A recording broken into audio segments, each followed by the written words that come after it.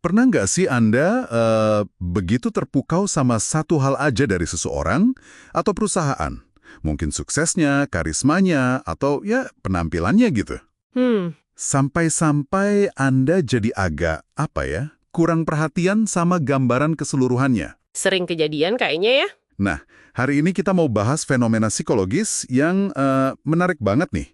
Langsung dari bab 38 buku The Art of Thinking Clearly. Judulnya, Everyone is Beautiful at the Top, Halo Effect. Atau ya kita sebut aja efek halo. Efek halo, oke. Intinya tuh, gimana satu fitur aja yang menonjol, itu bisa drastis banget mengubah cara Anda menilai semua hal tentang itu. Kadang bikin kita jadi abai sama fakta penting lainnya. Hmm, Jadi, misi obrolan kita kali ini, ya coba pahami bias ini, dan gimana caranya biar kita bisa melihat lebih jernih lah.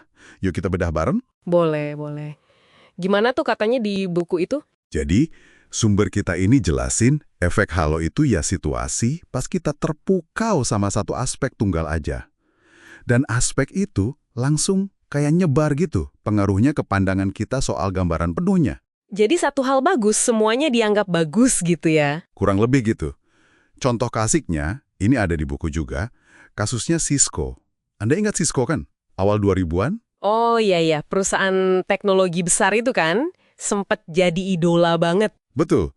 Dulu tuh mereka dipuja-puja habis. Layanan pelanggan, wah hebat katanya. Strateginya, brilian. Akuisisi perusahaannya, cerdas banget. Budaya kerjanya, keren. Sampai CEO-nya juga kan dibilang karismatik banget. Nah itu dia. Gak heran, Maret 2000, Cisco itu jadi perusahaan paling berharga di dunia. Paling top. Tapi, selalu ada tapinya ya kalau cerita kayak gini. Haha, iya benar. Setahun kemudian, jeblok. Sahamnya anjlok 80%. Dan tiba-tiba aja nih, semua yang tadinya dipuja-puja itu Dibalik, dibalik 180 derajat. Media mulai bilang, wah layanan pelanggannya jelek, strateginya gak jelas, akuisisinya ngawur, budaya kerjanya payah, CEO yang dulu karismatik dibilang hambar. padahal kan dalam setahun apa iya sih semua itu berubah secepat itu? Strategi, budaya kerja, CEO, kayaknya nggak Ya, mungkin ya. justru itu poin krusialnya. Menurut sumber kita ini, ya strategi dan CEO-nya relatif sama aja, gak banyak berubah.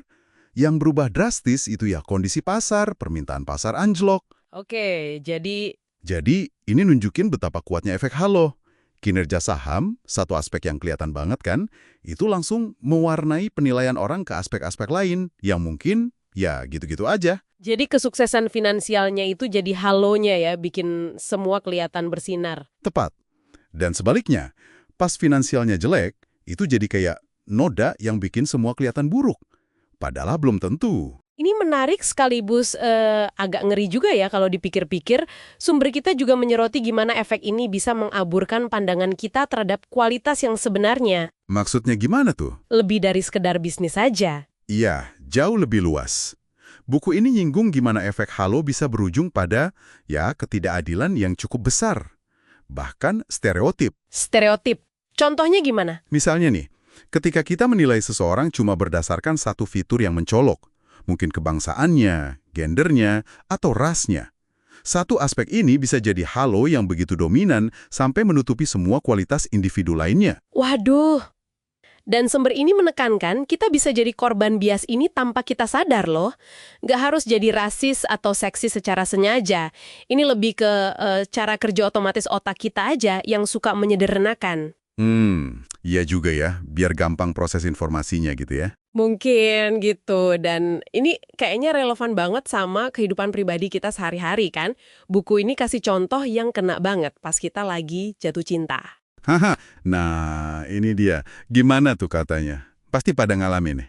Ya kan, kalau lagi kasmaran berat gitu, pasangan kita tuh kelihatannya sempurna. Bener gak? Bener banget.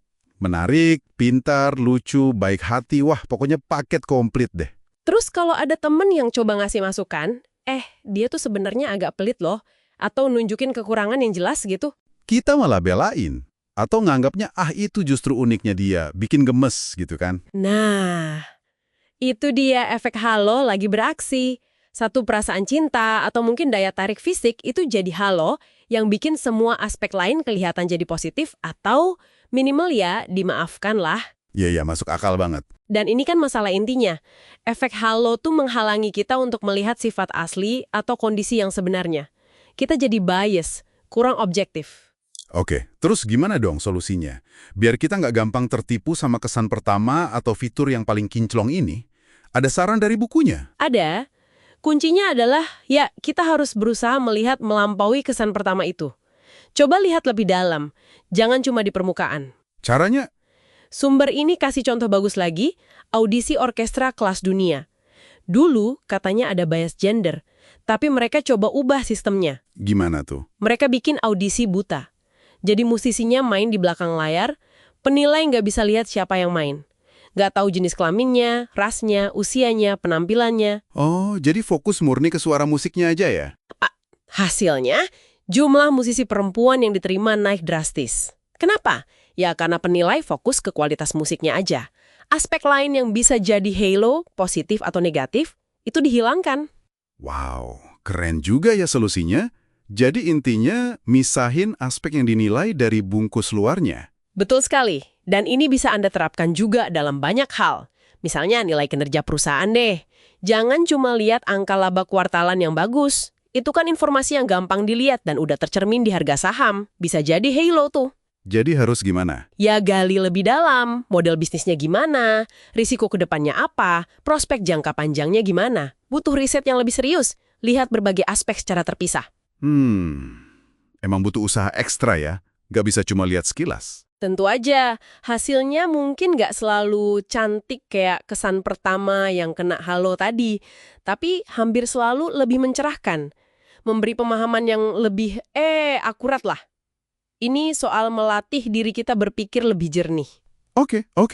Jadi lebih kritis dan gak gampang terpesona ya? Intinya gitu. Nah, setelah kita ngobrol panjang lebar soal efek halo ini, mungkin ada satu pertanyaan refleksi nih buat Anda. Apa tuh?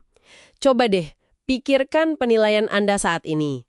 Mungkin soal orang lain, produk, ide, atau berita yang Anda baca.